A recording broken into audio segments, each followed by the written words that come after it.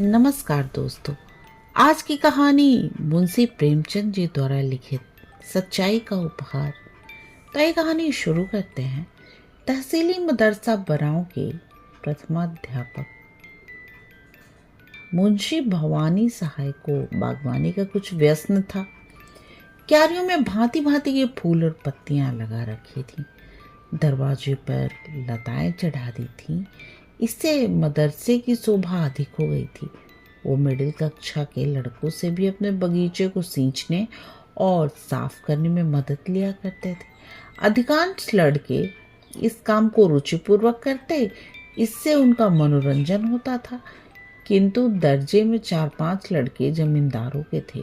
उनमें ऐसी दुर्जनता थी कि ये मनोरंजक कार्य भी उन्हें बेकार प्रतीत होता। उन्होंने बाल्यकाल से आलस्य का जीवन व्यतीत किया था। अमीरी का झूठा अभिमान दिल में भरा हुआ था। वो हाथ से कोई काम करना निंदा की बात समझते थे। उन्हें इस बगीचे से घृणा थी। जब उनके काम करने की बारी आती तो कोई ना कोई बहाना करके उड़ जाते। इतना ही नहीं, दूसरे लड़के को बहकाते और कहते, वाह, पढ़े फारसी, बेचे तेल। यदि खुरपी कुदाल ही करना है तो मदरसे में किताबों से सिर मारने की क्या जरूरत। यहाँ पढ़ने आते हैं, कुछ मजूरी करने नहीं आते। मुंशी जी इस अवज्ञा के लिए उन्हें कभी कभी दंड दे देते थे। इससे उनका द्वेष और भी बढ़ता था। अंत में यहाँ तक नौबत पहुंची कि एक दिन उन लड़कों ने सलाह करके उस पुष्प वाटिका को विध्वंस करने का निश्चय किया। 10 बजे मदरसा लगता था, किंतु उस दिन वो 8 बजे ही आ गए और बगीचे में घुसकर उसे उजाड़ने लगे। कहीं पौधे उखाड़ फेंके, कहीं क्यारियों को रौंद डाला, पानी की नालियां तोड़ डाली, क्यारियों की मेड़े खोद डाली। मारे भय के छाती धड़क रही थी कि कहीं कोई देखता ना हो। लेकिन एक छोटी सी फुलवाड़ी को उजाड़ते कितनी देर लगती है। 10 मिनट में हरा भरा बाग नष्ट हो गया। तब ये लड़के शीघ्रता से निकले, लेकिन दरवाजे तक आए ही थे कि उन्हें अपने सहपाठी की सूरज दिखाई दी। यह एक दुबला पतला, दरिद्र और चतुर लड़का था। उसका नाम बाज बहादुर था। बड़ा गंभीर, शांत लड़का था। उधम पार्टी के लड़के उससे जलते थे। उसे देखते ही उनका रक्त सूख गया। विश्वास हो गया, इसने जरूर देखा होगा। ये मुंशी जी से कहे बिना न रहेगा। बुरे फंसे, आज कुशल नहीं है। ये राक्षस इस समय यहाँ क्या करने आया था। आपस में इशारे हुए कि मिला लेना चाहिए। जगत सिंह उनका मुखिया था। आगे बढ़कर बोला, आज इतने सवेरे कैसे आ गए? हमने तो आज तुम लोगों के गले की फांसी छुड़ा दी। लाला बहुत दिक दिया करते थे, ये करो वो करो, मगर यार देखो कहीं मुंशी जी से जड़ मत देना, नहीं तो लेने के देने पड़ जाएंगे। जयराम ने कहा, कह क्या देंगे, अपने ही तो हैं। हमने जो कुछ किया है वो सबके लिए किया है, केवल अपनी ही भलाई के लिए नहीं। चलो यार, तुम्हें बाजार की सैर करा दे, मुंह मीठा करा दे। बाज बहादुर ने कहा, नहीं, मुझे आज घर का पाठ याद करने का अवकाश नहीं मिला, यहीं बैठकर पढ़ूंगा। जगत सिंह, अच्छा, मुंशी जी से कहोगे तो ना? बाज बहादुर, मैं स्वयं कुछ न कहूँगा, लेकिन उन्होंने मुझसे पूछा तो? जगत सिंह, कह देना मुझे नहीं मालूम। बाज बहादुर, ये झूठ मुझसे न बोला जाएगा। जयराम, अगर तुमने चुंगली खाई और हमारे ऊपर मार पड़ी तो हम तुम्हें पीटे बिना न छोड़ेंगे। बाज बहादुर ने कहा, हमने कह दिया कि चुंगली न खाएंगे, लेकिन मुंशी जी ने पूछा तो झूठ भी न बोलेंगे। जयराम, तो हम तुम्हारी हड्डियां भी तोड़ देंगे। बाज बहादुर ने कहा, इसका तुम्हें अधिकार है। 10 बजे जब मदरसा लगा और मुंशी भवानी सहाय ने बाग की यह दुर्दशा देखी तो क्रोध से आग हो गए। बाग उजड़ने का इतना खेद न था जितना लड़कों की शरारत का। यदि किसी सांड ने यह कृत्य किया होता तो ये केवल हाथ मलकर रह जाते, किंतु लड़के के इस अत्याचार को सहन न कर सके। जो ही लड़के दर्जे में बैठ गए, वो तेवर बदले हुए आए और पूछा, ये बाग किसने उजाड़ा है? कमरे में सन्नाटा छा गया। अपराधियों के चेहरे पे हवाइयां उड़ने लगी। मिडिल कक्षा के 25 विद्यार्थियों में कोई ऐसा न था जो इस घटना को न जानता हो, किंतु किसी ने ये साहस नहीं किया कि उठकर साफ साफ कह दे। सबके सब सिर झुकाए मौन धारण किए बैठे थे। मुंशी जी का क्रोध और भी प्रचंड हुआ। चिल्लाकर बोले, मुझे विश्वास है कि यह तुम ही लोगों में से किसी की शरारत है। जिसे मालूम हो स्पष्ट कर दे, नहीं तो मैं एक सिरे से पीटना शुरू करूंगा। फिर कोई यह न कहे कि हम निरपराध मारे गए। एक लड़का भी न बोला। सन्नाटा। मुंशी जी, देवी प्रसाद, तुम जानते हो? देवी जी, नहीं, मुझे कुछ नहीं मालूम। शिवदत्त, तुम जानते हो? जी नहीं, मुझे कुछ नहीं मालूम। बाज बहादुर, तुम कभी झूठ नहीं बोलते, तुम्हें मालूम है? बाज बहादुर खड़ा हो गया। उसने मुखमंडल पर वीरत्व का प्रकाश था, नेत्रों में साहस झलक रहा था। बोला, जी हाँ। मुंशी जी ने कहा, शाबाश। अपराधियों ने बाज बहादुर की ओर रक्तवर्ण आंखों से देखा और मन में कहा, अच्छा। भवानी साहब बड़े धैर्यवान पुरुष थे। यथाशक्ति लड़कों को यातना नहीं देते थे, किंतु ऐसी दुष्टता का दंड देने में वो लेश मात्र भी दया न दिखाते थे। छड़ी मंगाकर 5 अपराधियों को 10-10 छड़ियां लगाईं। सारे दिन बेंच पर खड़ा रखा और चाल चलन के रजिस्टर में उनके नाम के सामने काले चिन्ह बना दिए। बांस बहादुर से शरारत पार्टी वाले लड़के यूं ही चला करते थे। आज उसकी सच्चाई के कारण उसके खून के प्यासे हो गए। यंत्रणा में सहानुभूति पैदा करने की शक्ति होती है। इस समय दर्जे के अधिकांश लड़के अपराधियों के मित्र हो रहे थे। उनमें षड्यंत्र रचा जाने लगा कि आज बाज बहादुर की खबर ली जाए। ऐसा मारो कि फिर मदरसे में मुंह न दिखाए। यह हमारे घर का भेदी है। दगाबाज बड़ा सच्चे की दुम बना है। आज इस सच्चाई का हाल मालूम हो जाएगा। बेचारे बाज बहादुर को इस गुप्त लीला की जरा भी खबर न थी।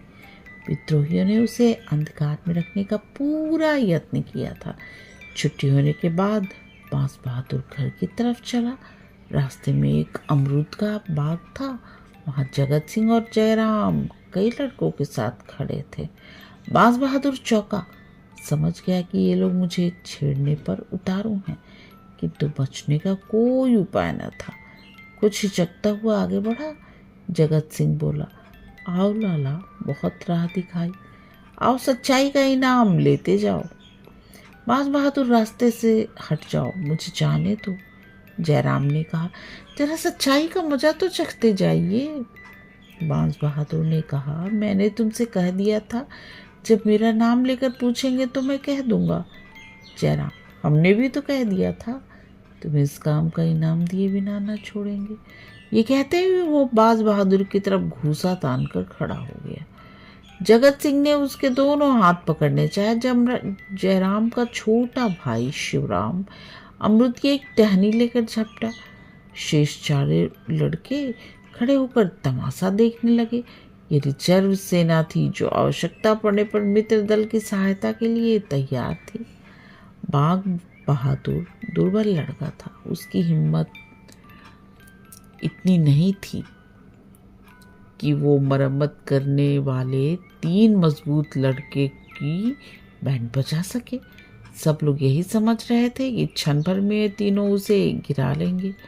बाज बहादुर ने देखा कि शत्रुओं ने शस्त्र प्रहार करना शुरू कर दिया, तो उसने कनखियों से इधर उधर देखा। तब तेजी से झपटकर शिवराम के हाथों से अमृत की टहनी छीन ली और 2 कदम पीछे हटकर टहनी ताने हुए बोला, तुम मुझे सच्चाई का इनाम या सजा देने वाले कौन होते हो? दोनों ओर से दावपेच होने लगे। बाज बहादुर था तो कमजोर, पर अत्यंत चपल और सतर्क था। उस पर सत्य का विश्वास हृदय को और भी बलवान बनाए हुए था। सत्य चाहे सिर कटा दे, लेकिन 10 कदम पीछे नहीं हटाता। कई मिनट तक बाज बहादुर उछल उछल कर वार करता और हटाता रहा, लेकिन अमरूद की टहनी कहाँ तक थाम रह सकती।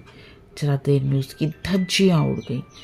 जब तक उसके हाथ में वो हरी तलवार रही, कोई उसके निकट आने की हिम्मत न करता था।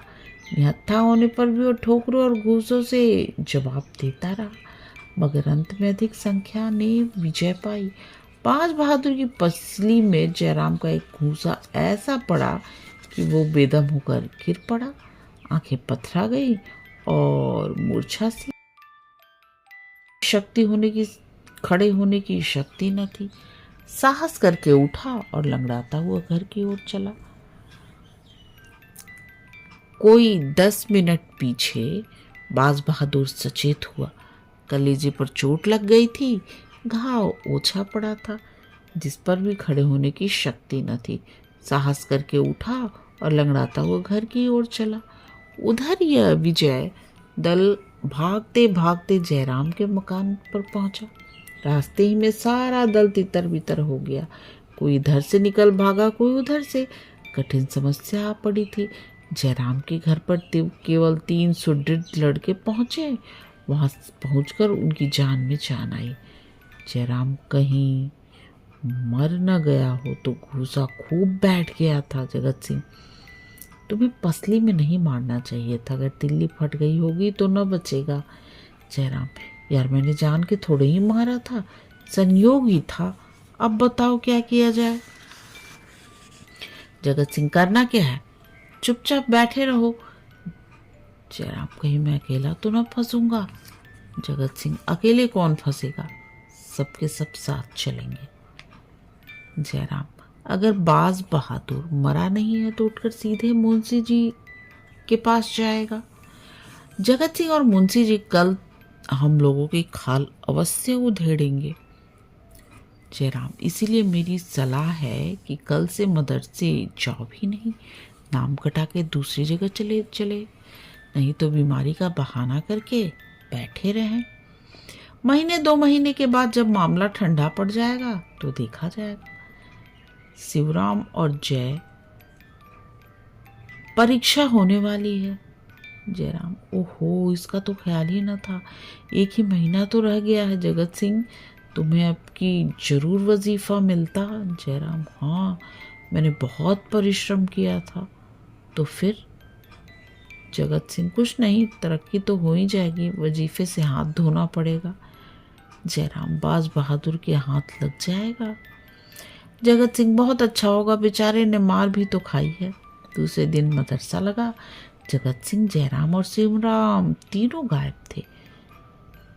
वली मोहम्मद पैर में पट्टे बांधे आए थे, लेकिन भय के मारे बुरा हाल था। कल के दर्शकगण भी थरथरा रहे थे, कहीं हम लोग गेहूं के साथ घुन की तरह न पिस जाएं। बाज बहादुर नियमानुसार अपने काम में लगा हुआ था। ऐसा मालूम होता था कि मानो उसे कल की बातें याद ही नहीं, किसी से उसकी चर्चा नहीं की। हाँ, आज वो अपने स्वभाव के प्रतिकूल कुछ प्रसन्नचित्त दिख रहा था। विशेषतः कल की योद्धाओं से वह अधिक हिला मुला हुआ था। वो चाहता था कि ये लोग मेरी ओर से निशंक हो जाएं। रात भर की विवेचना के पश्चात उसने यही निश्चय किया था, और आज जब संध्या समय वो घर चला तो उसे अपनी उदारता का फल मिल चुका था। उसके शत्रु लज्जित थे और उसकी प्रशंसा करते थे। मगर ये तीनों अपराधी दूसरे दिन भी ना आए। तीसरे दिन भी इनका कोई पता न था।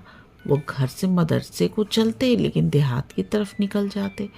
वहां दिन भर किसी वृक्ष के नीचे बैठे रहते अथवा गुल्ली डंडे खेलते। शाम को घर चले जाते। उन्होंने यह पता लगा लिया था कि समर के अन्य सभी योद्धागण मदरसे आते हैं और मुंशी जी उनसे कुछ नहीं बोलते, किंतु चित्त से शंका दूर न होती थी। बाज बहादुर ने जरूर कहा होगा, हम लोगों के जाने की देर है, गए और बेभाव की पड़ी। यही सोचकर मदरसे आने का साहस न कर सकते थे। चौथे दिन प्रातःकाल 3 अपराधी बैठे सोच रहे थे, आज किधर चलना चाहिए। इतने में बाज बहादुर आता दिखाई दिया। उन लोगों को आश्चर्य तो हुआ, परंतु उसे अपने द्वार पर आते देखकर कुछ आशा बंध गई। ये लोग अभी बोलने भी ना पाए थे कि बाज बहादुर ने कहा, देखो मिस्टर, तुम लोग मदरसे क्यों नहीं आते? 3 दिन से गैर हाजिर हो रहे हो। जगत सिंह, मदरसे क्या है, जाएं, जान भारी पड़ी है। मुंशी जी एक हड्डी भी तो नहीं छोड़ेंगे। बांस बहादुर, क्यों? वली मोहम्मद, दुर्गा सभी तो आते हैं। मुंशी जी ने किसी से भी कुछ कहा? जयराम, तुमने उन लोगों को छोड़ दिया होगा, लेकिन हमें भला तुम क्यों छोड़ने लगे?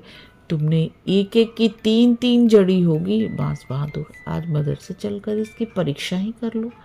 जगत सिंह, ये झांसे रहने दीजिए, हमें पिटवाने की चाल है। बांस बहादुर, तो मैं कहीं भागा तो नहीं जाता? उस दिन सच्चाई की सजा दी, आज झूठ का इनाम देना। जयराम, सच कहते हो, तुमने शिकायत नहीं की? बांस बहादुर, शिकायत की कौन बात थी? तुमने मुझे मारा, मैंने तुम्हें मारा। अगर तुम्हारा घूसा न पड़ता तो मैं तुम लोगों को रनक्षेत्र से भगाकर दम लेता। आपस के झगड़े की शिकायत करना मेरी आदत नहीं है। जगत सिंह, चलो तो यार, लेकिन विश्वास नहीं आता। तुम हमें झांसे दे रहे हो, कचूमर निकलवा दोगे कहीं। बांस बहादुर, तुम जानते हो झूठ बोलने की मेरी बान नहीं है। यह शब्द बाज बहादुर ने ऐसी विश्वासोत्पादक रीति से कहे कि उन लोगों का भ्रम दूर हो गया। बाज बहादुर के चले जाने के पश्चात तीनों देर तक उसकी बातों की विवेचना करते रहे। अंत में यही निश्चय हुआ, आज चलना चाहिए। ठीक 10 बजे तीनों मित्र मदरसे पहुंच गए, किंतु चित्त में आशंकित थे।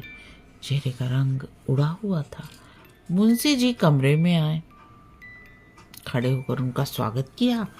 उन्होंने तीनों की ओर तीव्र दृष्टि से देखकर केवल इतना कहा, तुम लोग 3 दिन से गैर हाजिर हो।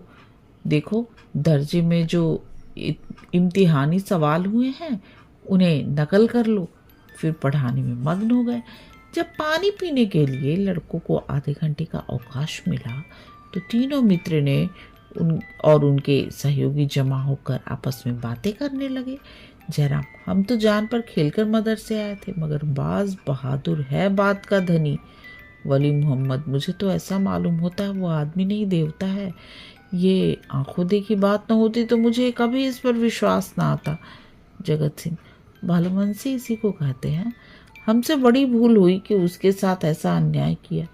दुर्गा, चलो उससे क्षमा मांगे। जयराम, हाँ, तुम्हें खूब सूझी। आज ही जब मदरसा बंद हुआ तो दर्जे के सब लड़के मिलकर बाज बहादुर के पास गए।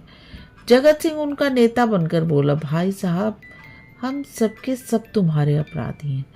तुम्हारे साथ हम लोगों ने जो अत्याचार किया उस पर हम हृदय से लज्जित हैं। हमारा अपराध क्षमा करो। तुम सज्जनता की मूर्ति हो। हम लोग उजड़, गवार और मूर्ख हैं। हमें अब क्षमा प्रदान करो। बाज बहादुर की आंखों में आंसू आए। बोला, मैं पहले भी तुम लोगों को अपना भाई समझता था और अब भी वही समझता हूँ। भाइयों के झगड़ों में क्षमा कैसी? सबके सब उसके गले मिले। इसकी चर्चा सारे मदरसे में फैल गई। सारा मदरसा बाज बहादुर की पूजा करने लगा।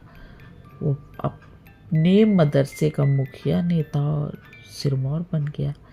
पहले उसे सच्चाई का दंड मिला, अब की सच्चाई का उपहार मिला। कहानी समाप्त। कहानी सुनने और अपना कीमती समय देने के लिए आप सबका बहुत बहुत धन्यवाद।